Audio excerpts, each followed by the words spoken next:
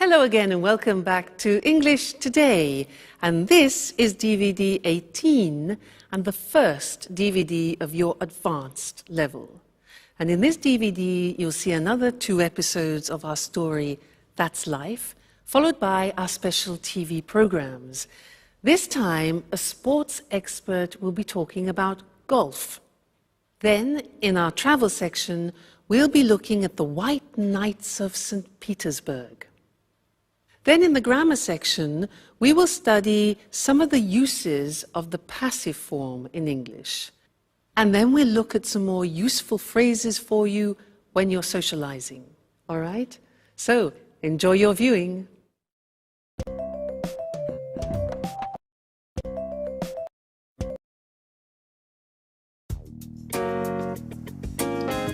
Hi, Sarah. Hi, Sandra. What are you doing? We're making some sandwiches for today's drive in the country. What drive? Hasn't Paolo told you about the trip?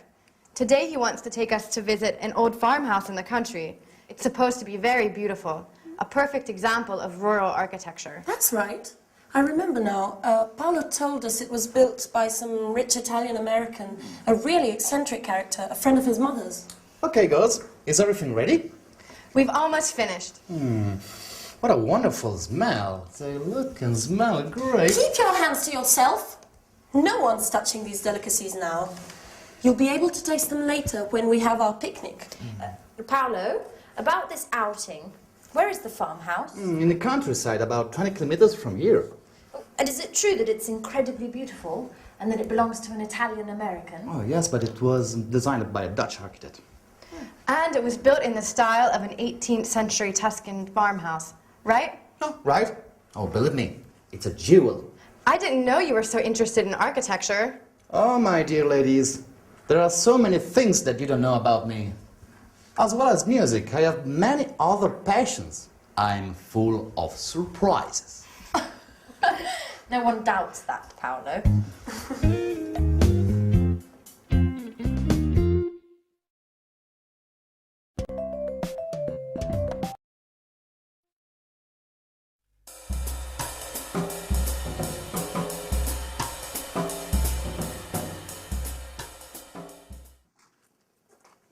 So, tell me more about this house. It's fascinating. Oh, you're right. And you have to see the garden. It's a haven of peace and tranquility. And what sort of plants are there? Oh, thousands. Big old trees, grapevines, olive groves, and many types of roses. And it's huge. There are 8 gardeners. Oh, really? So many? It's a lovely spot. My mother used to take me there a lot.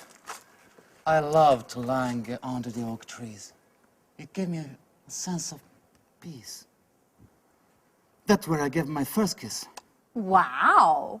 Who would have thought our Paolo was so romantic? Are you making fun of me? No, definitely not. I bet this enchanted house has been the source of most of your musical inspiration. How do you know that? Considering it doesn't take much to inspire you, I can imagine what a paradise can do. Oh, hi. Hi. Sorry we made you wait. Paolo was just telling us about the garden. Oh, Okay, let's go. I can't wait to see this place. do you know where Mike and Michelle are? They should be here by now. Oh, Michelle went out for her morning jog earlier. She should be back by now, so she's probably having a shower. And Mike's in his room watching a football match. What a surprise.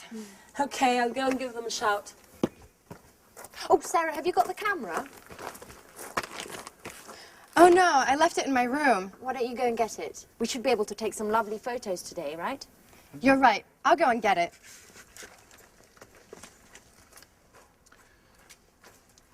Well, it's good to see Sarah's back to her old self again, isn't it, Paolo? Oh, I knew that being all together would be good for her. Okay, let's check we've got everything. Okay, Sandwiches. got them. Drinks. Got them too. Okay, I think we have everything. I feel like I've forgotten something. No, we haven't forgotten anything. Oh, no, wait a minute. Just a minute. My guitar!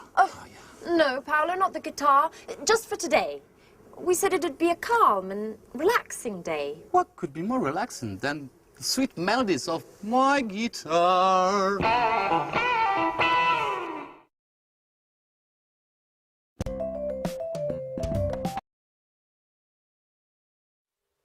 Hi again, and good to see you.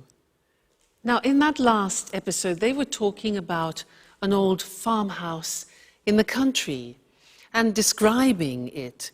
And they were using some interesting language which I want to teach you now. Let me give you some examples of what they said. Sandra said that the farmhouse was built by a rich Italian American, was built by. Now that grammatical form is called the passive. We're going to study that now. But other examples. Paolo said, yes, it was designed by a Dutch architect. It was designed. He said, it is built in the style of an 18th century Tuscan farmhouse. The passive, that's what I want to look at with you now. We'll go to the screen so that you can see how the construction works. It is actually quite simple because you need to take the verb to be in the necessary tense, whether it's past, present, or future, and then you add the past participle of the main verb. Okay, so that is the grammatical form. When do we use the passive? We use the passive when it's more important the action which is happening and not the person doing it. Let me give you an example, try and make it clearer. And look at the screen now when we can combine the things. This is a magazine. Now, I want to talk about the magazine in the present. And there are various things that I can say. For example, this magazine is published in the United Kingdom. Is published, the verb to be plus the past participle. Other things that we can say about it.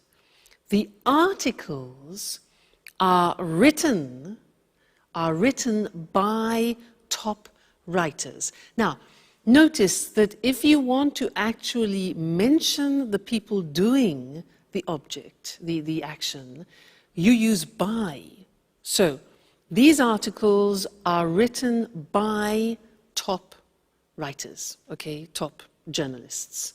Another example, it's delivered worldwide.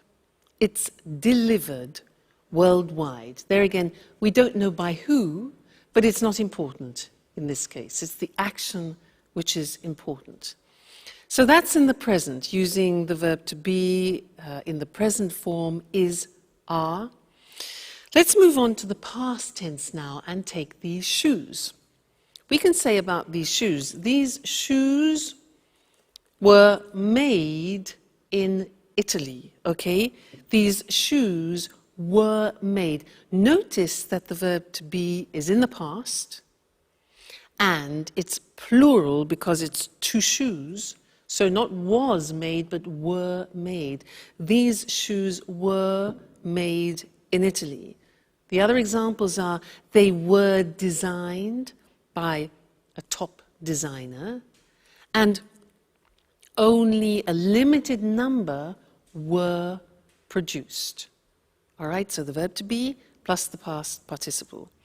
Then if you think about the future, you can put the verb to be in the future, and let's think about a film that has some perspective that is going to be made in the future. Let's look at how we use that in the passive form. The film is going to be set in America. Now that's a bit more complicated. The verb to be goes into the future, but it's an intentional future. So it becomes, the film is going to be set, means filmed, in Russia. It's going to be directed by Spike Lee. Now here the information Spike Lee is important, so we add by. It's going to be directed by Spike Lee, and it's going to be released next summer. Released, taken to the cinemas next summer. So that's the passive form, as you can see, if you know the verb to be very well in all the different tenses, past, present, and future, it's not difficult. And it's actually not different in English to many other languages. All right? So that's the passive. See you again next lesson. Bye.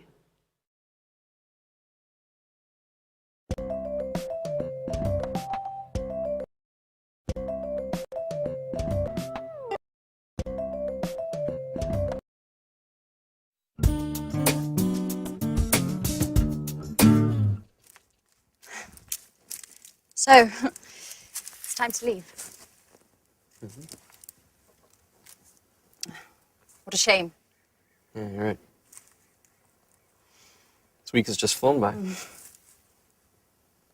I've had a great time. Yeah. I hope to see everyone again. I hope to see you again very soon. Listen, Mike, about that, I want to clear up a few things with you. Well, a few days after we arrived, I happened to hear Paolo's song, and I knew that it was about us two. And, well, you know what I mean, right? Of course. Well, after finding out about this thing, I realized that I needed to talk to you straight away, but I didn't have the courage. We've known each other for a long time. I've always thought a lot of you. God, I don't know how to tell you this, Mike. Come on in. Don't be shy. It's not easy to say certain things. I mean, you know what it's like. Put yourself in my shoes. You don't need to tell me this. For years, I've been trying to. But maybe as we've come this far, we don't need words anymore. No, what are you doing? You've gone crazy. But I thought that you too. That I what? I was trying to tell you that that I really like you and that you're a true friend. But only a true friend, nothing more. What an idiot I am. For a moment, I thought you had feelings for me. I'm sorry, Mike. I didn't want to upset you. It's just that, well, the truth is that there's someone else in my heart. I know. Don't worry. Let's pretend nothing's happened, okay? Okay. Right. Friends? Like before? Of course. But no hard feelings? Okay. Fine. I'll just go and finish packing then. Okay. I'll see you in a bit.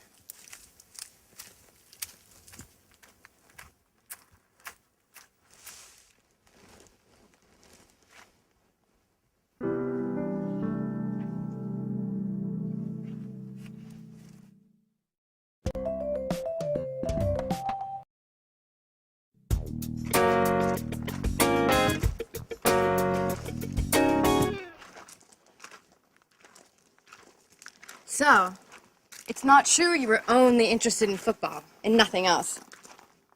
What are you trying to say? Don't play the fool with me, Mike. I understand lots of things now. Like the time I told you I loved you. Do you remember?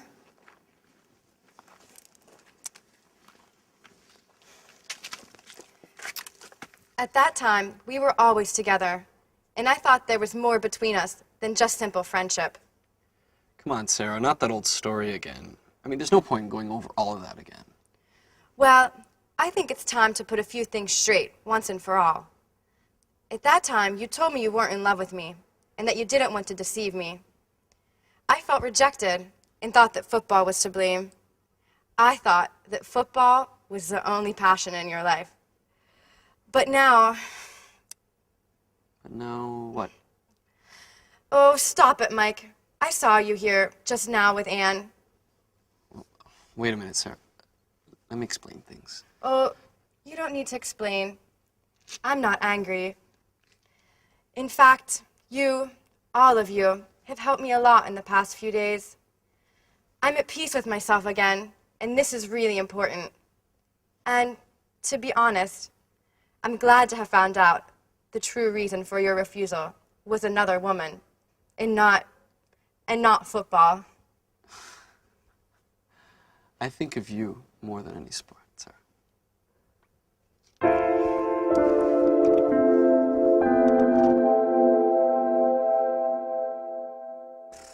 Hey guys, it's late.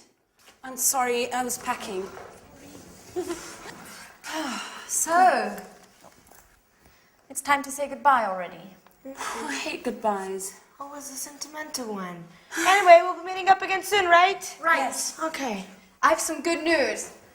I've decided to open up a new bar, and you're all officially invited to the opening party. Wow. I think I'm going to call it College, in honor of all of you. Oh, fantastic! And as for the music in your new bar, here I am, with my guitar, of course. You know, you're always welcome to come to this house. And I'll be waiting for you all next year for another wonderful holiday together. In memory of the good old days. Yeah! Friends live but they'll be back soon. I'll sing away for next year's. Hey, ho, ho, ho, ho, young. Yeah.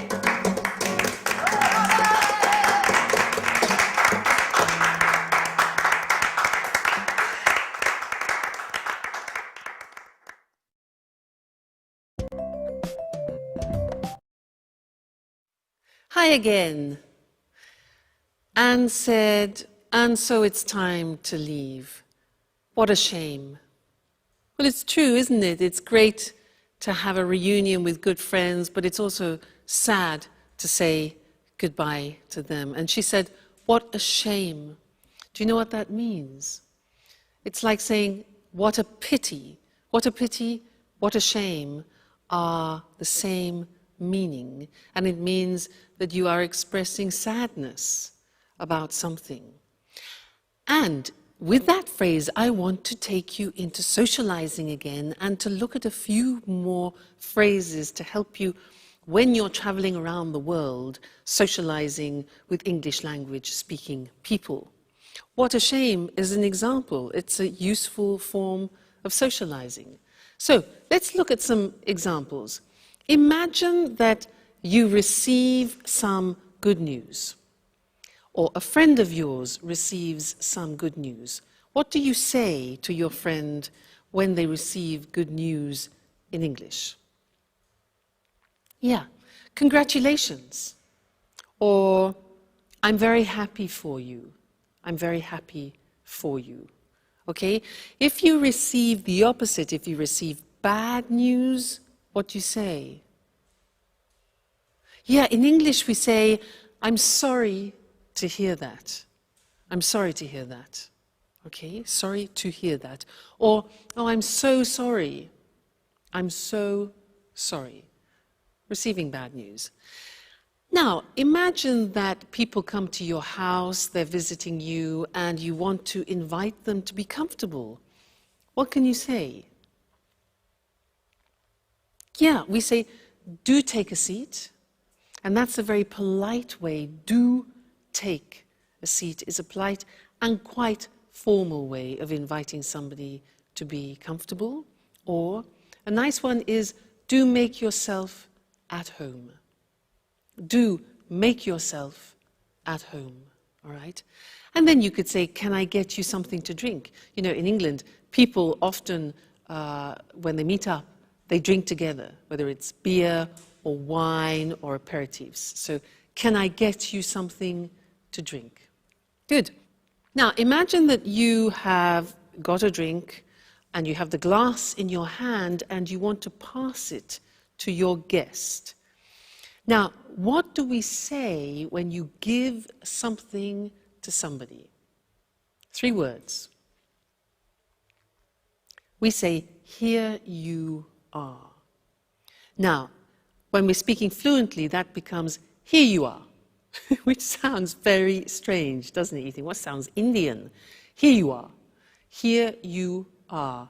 I mean, it's one of those unusual phrases which, if you separate the words, has no meaning, but we use it when you give something to somebody else. So it's very, very, very, very, very common. Here you are. Thank you. Not at all. Here you are. All right? What about when you're in discussion and you want to agree or disagree? In English, we say, I agree with you. We don't say, I am agree with you, because many languages translate that from their own language and make a mistake with the English construction. So, I agree with you. And the negative is, I don't agree, not I am not agree. And the question is, do you agree? Okay, that's very important. What if I say, well, actually, I don't agree with you?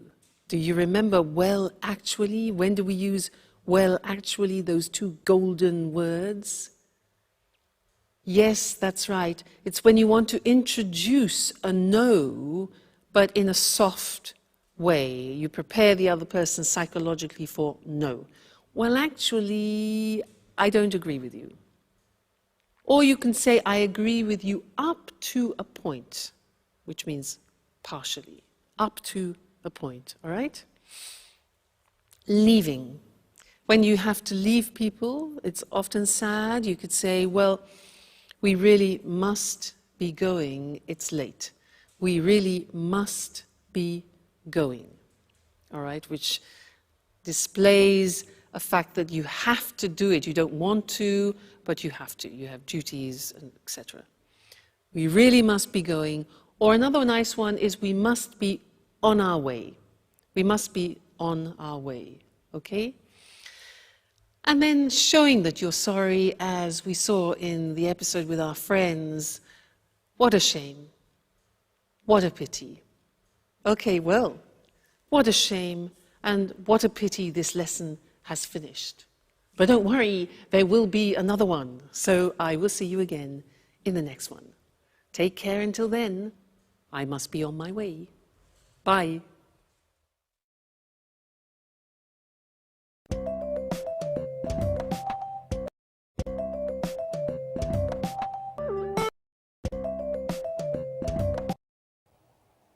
Good afternoon, everyone, and welcome to Sports Special. I'm Eric Brown, and here beside me is John Forbes, our sports expert.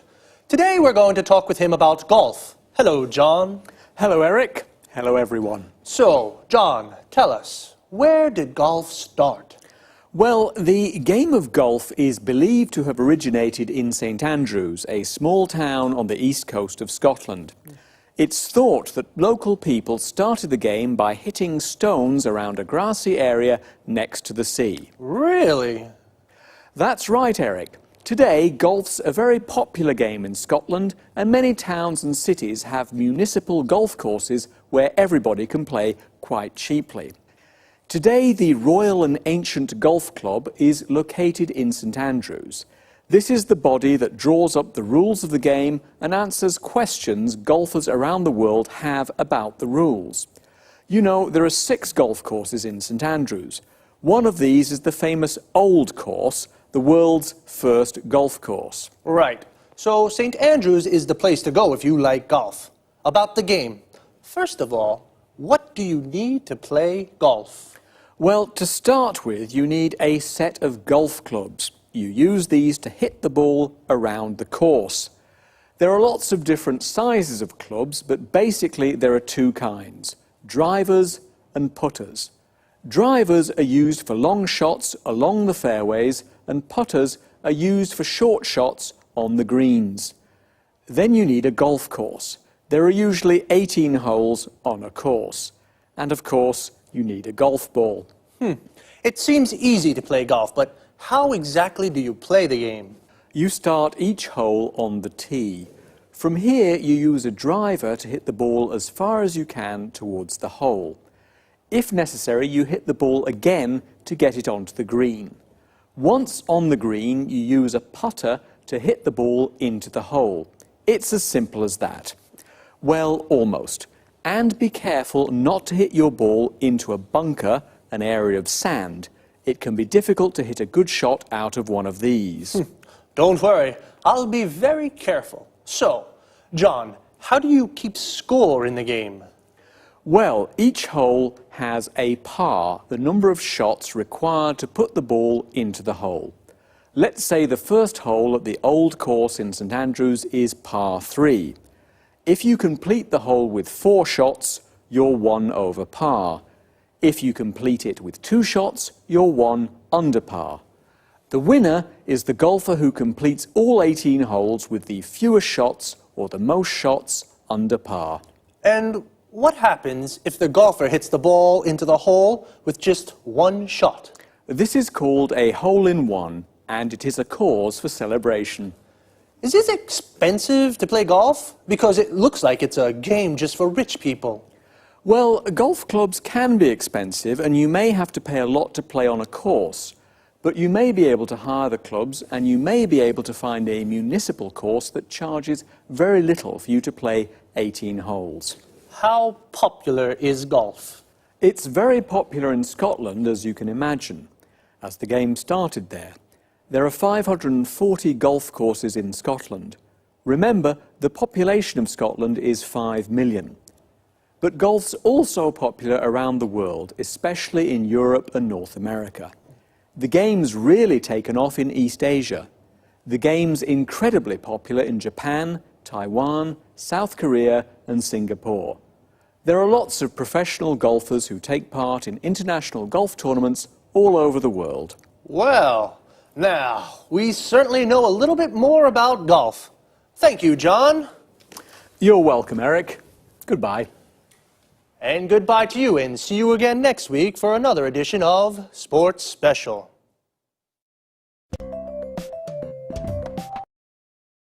Okay, now let's go back to the start. So where and how do you play golf? The area where you play is called a golf course. A golf course has 18 holes. The aim of the game is to hit a golf ball into each hole with the fewest shots possible. A shot is when you hit the ball. To play golf, you need, well, yes, a golf ball and a set of golf clubs. A set is a complete group. And a golf club is the thing you use to hit the ball. There are 2 kinds of golf clubs. Drivers, these are clubs for long shots, and putters for short, precision shots, to hit the ball into the hole. You take your first shot on the tee. This is the starting point on the golf course. For the first shot, you use a driver to hit the ball along the fairway onto the green. The fairway is the area between the tee and the green. The green is the area of grass around the hole. Here the grass is cut very short. You must be careful not to hit the ball into a bunker. A bunker is an area of sand. And how do you keep the score? The score is the points of the players. Notice we say, keep the score. This means count the points. Well, each hole has a par. A par is the number of points required to hit the ball from the tee into the hole. We say, for example, a hole is par 3. This means you have to get the ball into the hole with 3 shots. If you need 4 shots, your score is 1 over par. If you only need 2 shots, your score is 1 under par. And if you complete the hole with just 1 shot, it's called a hole-in-one. The winner is the golf player with the most under pars. Well, golf really has taken off around the world. We say something has taken off when it becomes very popular. Okay, sports lovers, that's all from me. See you next week.